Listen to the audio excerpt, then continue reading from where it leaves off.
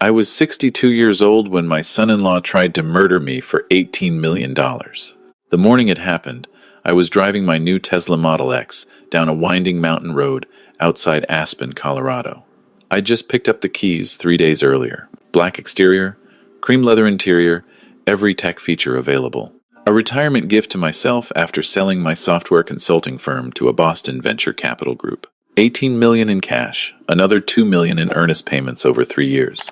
The road curved sharply to the right. I pressed the brake pedal. Nothing happened. I pressed harder. The pedal went straight to the floor like I was pushing through water. The Tesla didn't slow down. It accelerated. I yanked the emergency brake. Nothing. The car flew around the curve at 60 miles per hour. Pine trees blurred past my window. I could see the guardrail coming up fast, and beyond it, a 200-foot drop into a rocky canyon. I don't remember the impact. I remember the sound of metal tearing, glass exploding, and then the sensation of falling. The airbags deployed, slamming into my chest and face. The car tumbled twice before wedging between two massive boulders about 40 feet down the cliff face. When I opened my eyes, I was hanging upside down, held by my seatbelt. Blood dripped from my forehead onto the deflated airbag below me. My left arm was broken. I could feel the bone grinding when I tried to move it, but I was alive. I heard voices above me, footsteps crunching on gravel. "Oh my God, is someone down there?" A woman's voice. "I'm calling 911, a man. Then another voice, closer. "Sir, can you hear me? I'm a paramedic. I'm coming down to you." His name was Marcus Torres. He'd been driving behind me with his wife when he saw me go through the guardrail. He rappelled down using rope from his truck and stayed with me until the rescue team arrived. While we waited, shivering in the November cold, he asked me questions to keep me conscious. "What's your name? Where are you from? Do you have family nearby?" I told him my daughter Jessica and her husband Brendan were staying with me at my cabin in Snowmass Village. We were supposed to go skiing that afternoon. It was a celebration. I'd sold my company. I was finally retired. Finally free to spend time with my only child. "The brakes failed," I said, my words slurring from shock. "I just got this car. The brakes completely failed." Marcus went quiet for a moment. Then he said, "Mr. Morrison, I need to tell you something. I do emergency vehicle recovery in this area. I know Teslas. They have redundant brake systems, hydraulic and regenerative. For both systems to fail simultaneously," he paused, "that doesn't happen by accident." "What are you saying?" "I'm saying someone might have tampered with your car. The rescue took 2 hours. They airlifted me to Aspen Valley Hospital with a broken arm, 3 cracked ribs, a concussion, and a gash across my forehead that required 17 stitches. The doctors said I was lucky. 2 feet to the left and I would have dropped straight down the cliff. No survival." Jessica arrived at the hospital in tears. She's 34. Blonde like her mother was, with the same nervous habit of twisting her wedding ring when she's anxious. She wrapped her arms around me carefully, avoiding my injuries, and sobbed into my shoulder. "Dad, oh my God, Dad, I thought I'd lost you." "I'm okay, sweetheart. I'm okay." Brendan stood behind her, his hand on her back. He's tall, athletic build, sandy brown hair, always perfectly styled. He works in commercial real estate development in Denver. Been married to Jessica for 6 years. "Robert," he said, using my first name like he always did, never Dad or Bob. "What happened out there?" I told them about the brake failure, about Marcus's suspicion that someone had tampered with the car. Brendan's face showed the appropriate concern. "That's insane. Who would do something like that? Did you have any problems with the car before today?" "No. It was brand new." "Maybe it was a manufacturing defect," Jessica said. "We should call Tesla. They need to know their cars are failing." But I was watching Brendan's face. Something about his expression didn't match his words. His eyes were calculating, not shocked. Like he was working through a problem, not reacting to news. The police came that evening. 2 detectives from the Pitkin County Sheriff's Office. They took my statement and said they'd investigate, but their tone suggested they thought it was probably just a mechanical failure. New cars have problems sometimes. Electronics glitch. Things happen. Marcus Torres visited me the next morning. He brought coffee and asked how I was feeling. Then he pulled up a chair next to my hospital bed and lowered his voice. "Mr. Morrison, I went back to the crash site after they towed your car. I wanted to check something." He glanced at the door to make sure we were alone. "Your brake lines were cut, not cleanly, like someone did it with proper tools. They were partially severed, maybe 80% through, enough that they'd hold under normal driving but fail completely when you needed them most." My mouth went dry. "You're sure?" "I'm sure. And there's something else. The parking lot at your cabin has security cameras. I talked to the property management company this morning. They keep footage for 30 days. Someone accessed your car in the early morning hours yesterday, around 3 a.m. "Who?" Marcus pulled out his phone and showed me a still image from the security footage. It was grainy, shot from above, but clear enough to identify the person crouched next to my Tesla with a flashlight and tools. It was Brendan. I stared at the image for a long time. My son-in-law. The man my daughter loved. The man who called me Robert instead of Dad, and always seemed to be calculating something behind his friendly smile. "Why would he do this?" I asked, though part of me already knew the answer. "Money. It always came back to money," Marcus said. "I don't know. But I think you need to be very careful. I can take this to the police if you want." I thought about Jessica. About how she'd react if her husband was arrested for attempted murder. About how it would destroy her. About how I had no proof of motive, just security footage that Brendan could explain away. I'd been letting him borrow my car. He was checking something. He heard a strange noise and was trying to help. "Not yet," I said. "I need to understand why first. I need to know what's going on." Marcus nodded slowly. "I understand. But Mr. Morrison, if someone tried to kill you once, they might try again. Be careful." He gave me his number and left. I lay in that hospital bed thinking. The sale of my company had closed 3 weeks ago.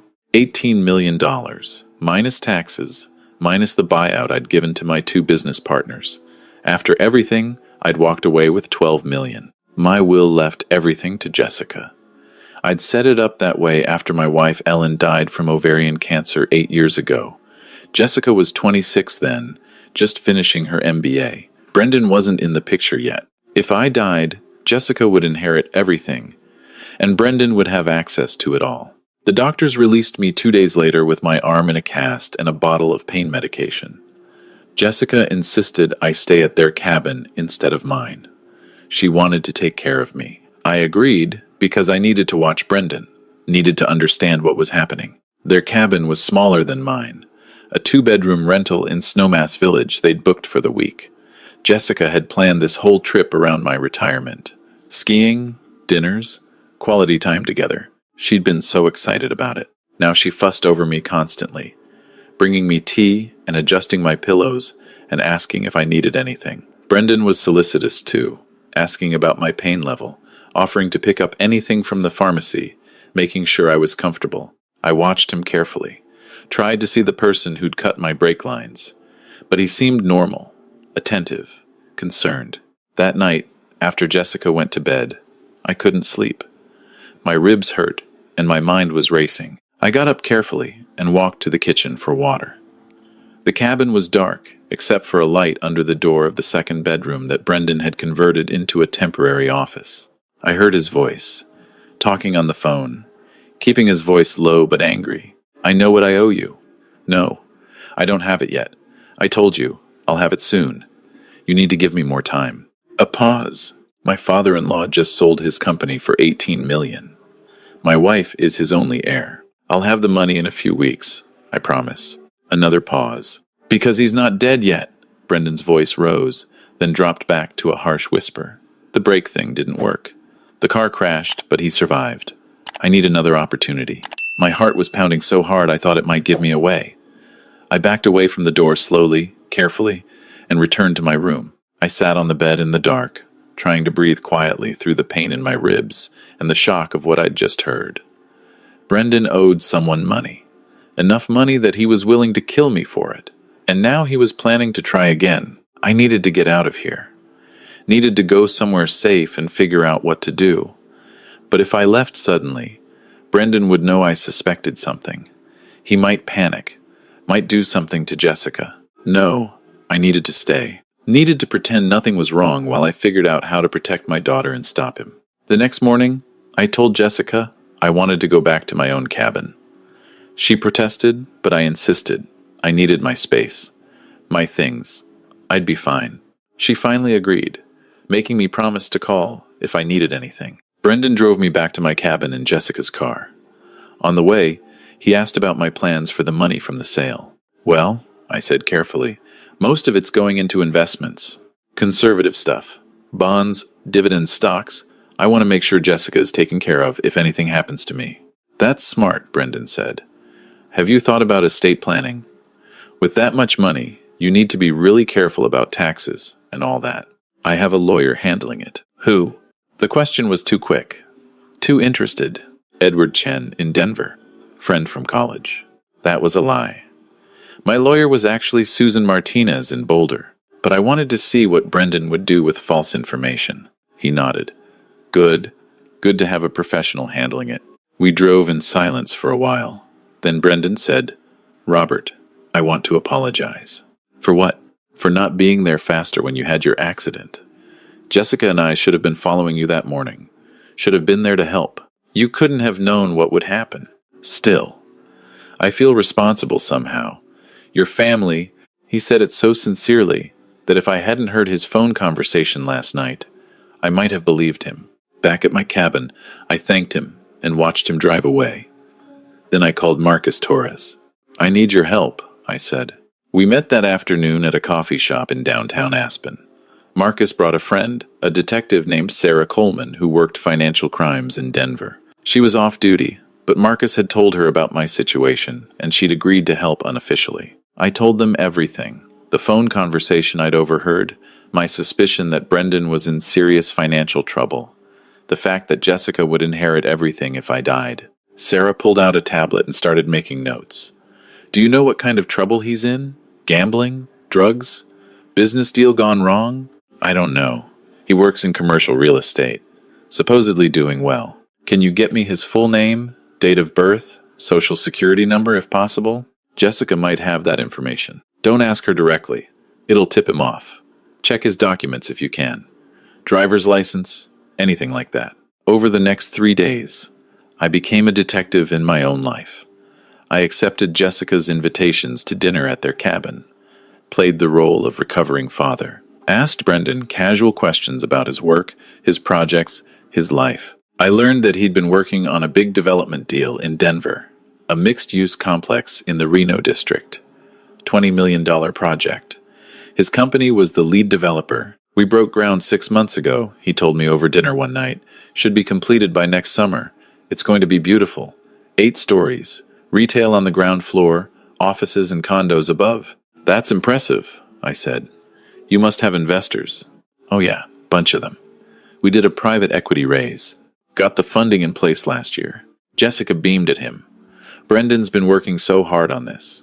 Sometimes he's up till 2 a.m. dealing with contractors and permits and everything. After dinner, I excused myself to use the bathroom.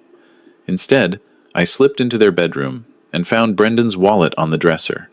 I pulled out his driver's license and took a photo with my phone. Then I found a folder on his nightstand, labeled Reno Project. I photographed several pages of financial documents before I heard footsteps in the hall.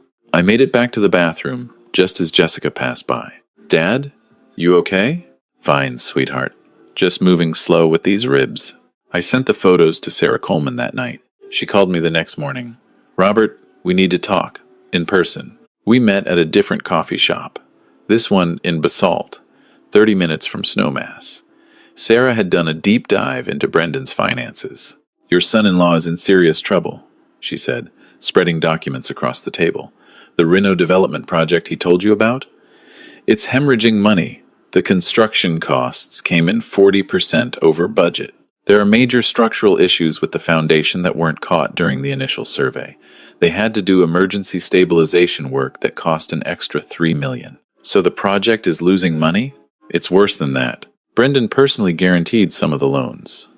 He used that guarantee to attract additional investors, told them he had skin in the game, but he lied about having the collateral. He pledged assets he doesn't actually own. How much does he owe? $4.7 million, and it's due in 2 months. If he doesn't pay, the investors will sue him personally. He'll lose everything: his house, his car, his career. He might even face fraud charges. I sat back in my chair, trying to process this. And he thinks if I die, Jessica inherits my money, and he can use it to save himself. Exactly. But there's more. Sarah pulled out another document. I looked into his recent financial activity. 3 months ago, he took out a life insurance policy on you. $2 million. Jessica is listed as the beneficiary, but he forged your signature on the application. The coffee in my stomach turned sour. Can he do that? No. It's insurance fraud. But if you died in that crash before anyone investigated, Jessica would have received the payout and Brendan would have access to it. So, he gets my inheritance plus $2 million in insurance. That's the plan. Marcus leaned forward. Robert, you need to go to the police. We have enough evidence now. The tampered brake lines, the security footage, the financial motive, the forged insurance policy. They'll arrest him. I thought about Jessica, about how she looked at Brendan, about how she talked about their future together, about how this would destroy her. If we arrest him now, I said slowly, Jessica will never believe it. She'll think I'm making it up. She'll hate me for taking him away from her. She might even try to help him defend against the charges. Sarah frowned. What are you suggesting? I'm suggesting we need to catch him in the act, trying to kill me again, with witnesses, with evidence that's so clear, Jessica can't deny it. That's dangerous, Marcus said. He's going to try again anyway. You said it yourself. He's desperate. 4.7 million due in 2 months. He can't wait for me to die naturally. But if we control the situation, if we know when and where he'll strike, we can catch him and protect Jessica at the same time. Sarah and Marcus exchanged looks. Finally, Sarah said, What did you have in mind? I told them my plan. 2 days later, I invited Jessica and Brendan to go hiking with me. There's a trail near Maroon Bells, one of the most photographed spots in Colorado. Beautiful scenery, moderate difficulty, popular enough that there are always other hikers around but with some isolated sections. I'm feeling better, I told Jessica on the phone. The fresh air will be good for me, and I want to spend time with you both before you head back to Denver. Dad, are you sure? You're still recovering. I'll be fine. We'll take it slow. Brendan got on the line. Robert, I don't know if that's a good idea. What if something happens? Then I'll have you two there to help me. Come on, it'll be fun. He couldn't refuse without raising suspicion. We met at the trailhead at 8 a.m. It was early November, cold but clear. The aspens had lost most of their leaves, and the mountains were dusted with snow at the higher elevations. Jessica wore a bright pink jacket and new hiking boots. Brendan had on expensive North Face gear and carried a large backpack. What's in the pack? I asked. Water, snacks, first aid kit. You know, safety stuff. We started up the trail. I made sure to walk ahead, setting a slow pace. Behind me, I could hear Jessica chatting about the scenery. Brendan was quiet. Marcus and Sarah were already on the trail, positioned at strategic points. They were dressed as hikers, blending in with the other people enjoying the morning. Marcus had a camera with a long lens. Sarah had recording equipment hidden in her jacket. The trail wound through aspen groves and across streams, climbing gradually toward the bells. After about 45 minutes, we reached a section that crossed a narrow ridge with steep drops on both sides. The trail was wide enough to be safe, but if someone fell, they'd tumble 100 feet down loose scree. This was the spot we'd chosen. I stopped to catch my breath, making a show of being tired. Let me rest a minute. Jessica came up beside me. Dad, maybe we should head back. You're pushing yourself too hard. No, I'm fine. Just need a moment. Brendan stood a few feet behind us, his hand on his backpack strap. I could see him looking around, checking for other hikers. There was an older couple about 200 yards ahead and a young family with kids about 300 yards behind us. For the moment, this section of trail was relatively isolated.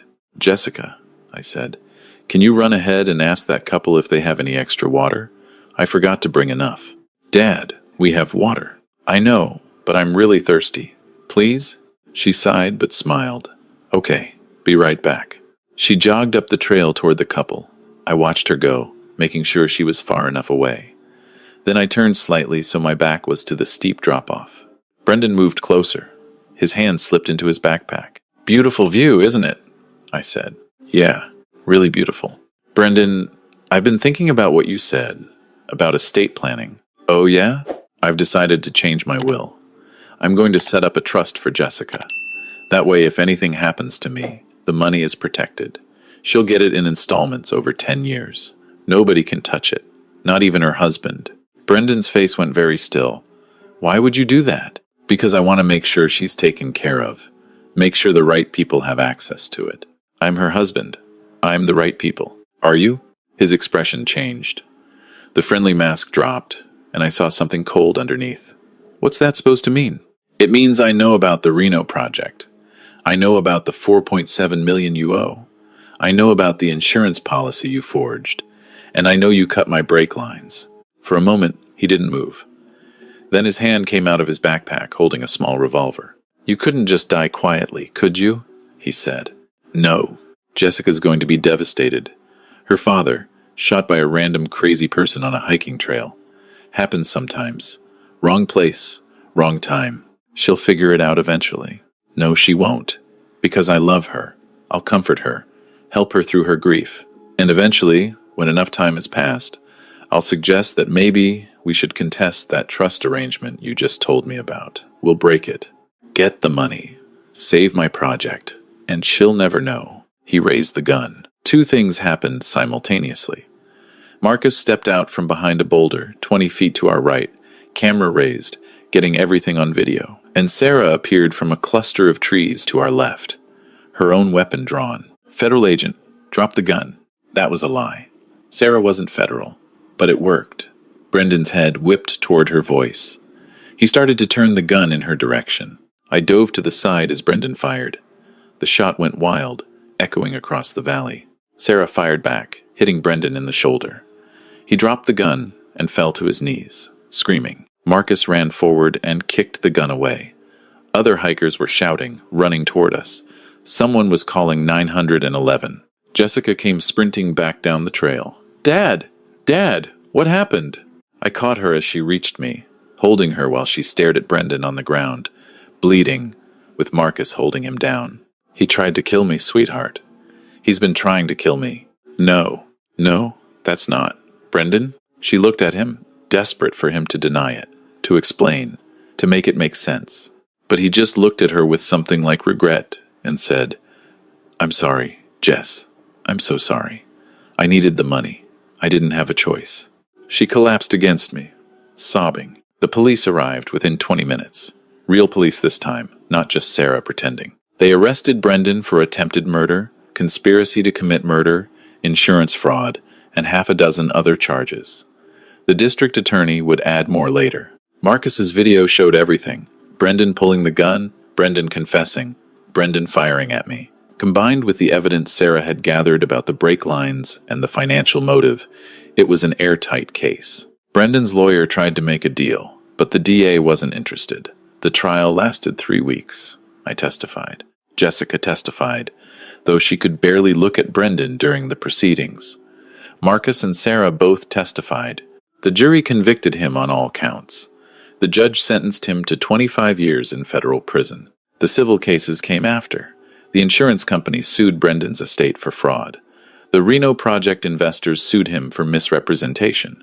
Jessica filed for divorce and annulment. By the time all the legal dust settled, Brendan had nothing left except a prison cell and a mountain of debt. Jessica took it hard.